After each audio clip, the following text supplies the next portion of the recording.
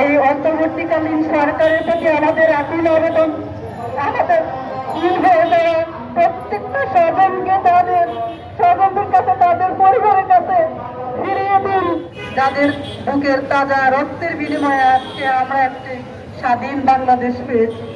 সেই সাথে শ্রদ্ধার সাথে স্মরণ করি, কৃতজ্ঞতা জানাতে চাই সেই সকল ছাত্র ভাইদেরকে যাদের অক্লান্ত পরিশ্রমের ফলে আমরা আজ এইখানে মুক্ত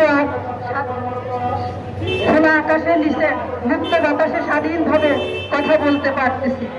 তাদের প্রতি কৃতজ্ঞতা জানাই। আমার স্বামী হুমায়ুন কবির পারভেজ লাকসাম কুমিল্লা লাকসাম পৌরসভার সভাপতি ছিলেন এবং সেই সাথে আমাদের চাচা জনাব সাইফুল ইসলাম হিরু, তিনি ছিলেন উপজেলা বিএনপি সভাপতি। এই দুইজনকে লাকসাম থেকে ঢাকায় আসার পথে র্যাব 11 তারিক সাহেবের নেতৃত্বে গুম করা হয়। আজকে 2013 সালের 27 নভেম্বরে আজ পর্যন্ত আমরা তাদের কোনো সন্ধান পাইনি।